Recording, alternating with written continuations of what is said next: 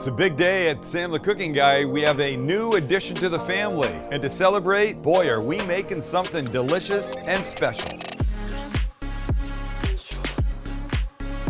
I'll get to the new addition in a second. But we're gonna cook a porterhouse and we're gonna baste it with roasted garlic beef tallow. It's beef tallow that has roasted garlic in it. And we haven't cooked a steak for a while, so we're all excited about that. And if that's not special enough by itself, we're making a whiskey compound butter to go with it. Oh, what? Repeat that? Whiskey compound butter that will go on top and will melt and will be insane. On top of the roasted garlic beef tallow that I'll baste with as the whole thing's cooking. Oh, I'm so excited. But let's show the new addition to the family first, because we're all excited about him or her.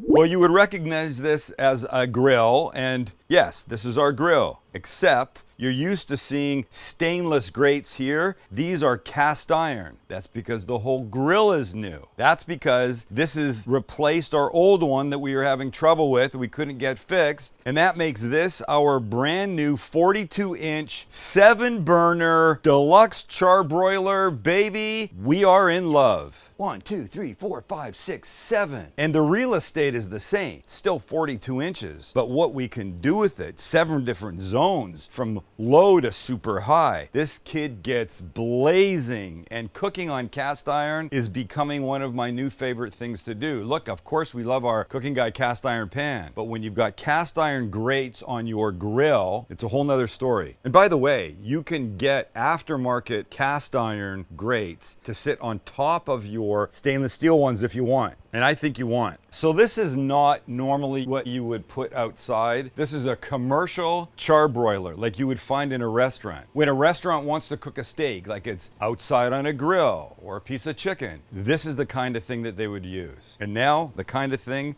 that we will use. You can see it's got a little bit of a slant to it. That's because whatever drips here that doesn't go through runs down these little channels and ends up down right here. I got a big drawer here for cleaning it out, which clearly we've used it a bit. I'll do that, don't worry. But this is one hearty big boy that we're gonna give a lot of love and work to. Starting with what we're making today, our porterhouse with whiskey compound butter. And I say we might as well start the compound butter right now. We start with a little baby cast iron pan on the heat. It gets 1 little shot of oil, then about 1/3 of a cup of diced red onion. And in a couple minutes, when that starts to soften, we carry on. The onions are almost ready, but in the meantime, let's get some tallow melting. This is beef tallow. If you take beef fat, put it in a container on a stove and cook it slowly, you end up with beautiful liquid coming out, and when it hardens, it looks like that. And this is what we're gonna use to baste our steak. But I promised some roasted garlic, and here it is. You've seen me do this before. I let this really go in my oven a long time. You take a head of garlic, you chop about 1/2 inch off the top, drizzle with a little oil, little kosher salt, wrap it in foil, give it about an hour at 375 in your oven, and then you get this. You get these beautiful squeezy,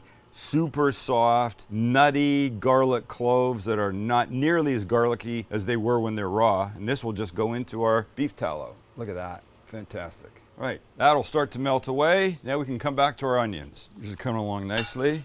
Let's add some garlic, about 1.5 tablespoons.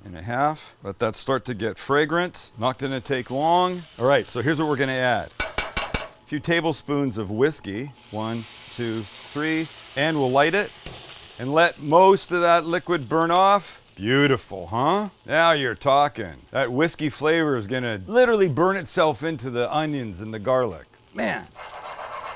And as soon as the flame goes out like that, we can take it off the heat, let it cool. Alrighty, that is a stick of butter, and these are our now cooled onions and garlic with the whiskey, and boy oh boy, a little taste of these will really make you happy. But it's getting better, because now it gets this stuff with it. Alright, you got all that out.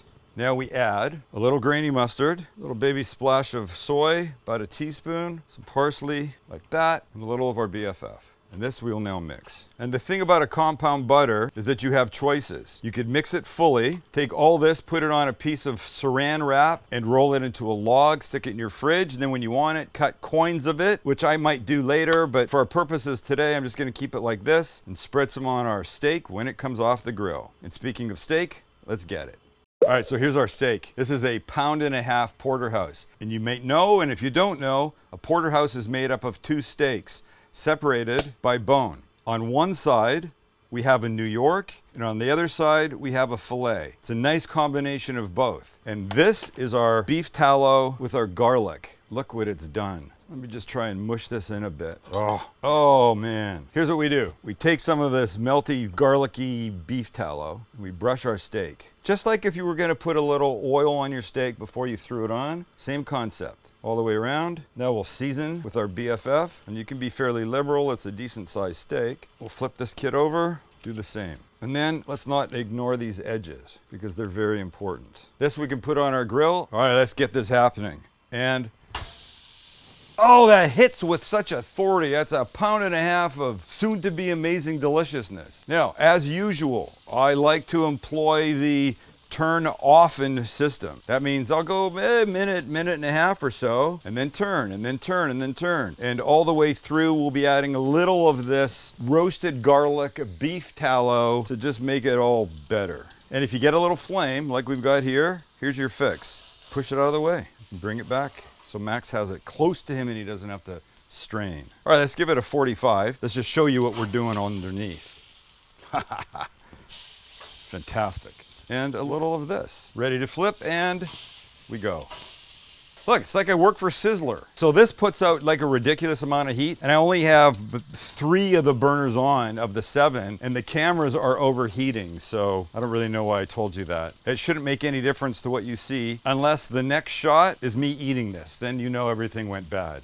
Let's not forget this. And with it looking like that, another quarter turn. So I'm gonna continue doing this until it's about 130 degrees. And how am I gonna know it's 130 degrees? I'm gonna use an instant read thermometer because I don't like to guess and I don't like to screw up the food. So keep watching. You'll see flipping, basting, turning, flipping, basting, turning until it's off. Let me remind you of something. If you think whatever you're cooking, chicken, steak, burgers, whatever, is cooking too fast and you don't have the heat on the whole grill, pick it up, move it over, let it rest a few minutes. It's gonna be fine. Then when it's time, bring them back and say hello to beautiful. All right, we're about 128. I'm gonna pull this little fellow off, let it rest under foil for 10 minutes, then we get to eat. And after not quite 10 minutes, because we can't wait, we can reveal this kid.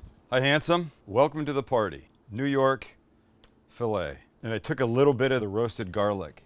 You can see right here, just mushed it on top right at the end. So let's get the guy off and do some cutting. So remember, filet, New York. So let's try and get this little filet off. Just follow the bone like that. You got the filet side, and then the New York side is gonna be like this. So here's our bone, and our New York would live here. So we can cut our New York like this. Look how beautiful that is. Hey, stay in. You pretty little thing, you. And then this guy lives like this. And that, ladies and gentlemen, is all she wrote, which is quite a lot, actually. And then this butter. So if we take some of our gorgeous, butter. I can smell the whiskey from here. And just wait for it to start to melt in a little bit. And we'll just give it a little help with our torch. Well, that's kind of pretty, isn't it? It's bite time. And I can tell you, even without the whiskey compound butter, it's gonna be great because of the roasted garlic beef tallow that's been that's been painted across the kid the whole time it was cooking. But now we need a bite. So let's come right here. This guy, that's the kid that I want. A little extra butter, never hurt anybody, right? Oh no.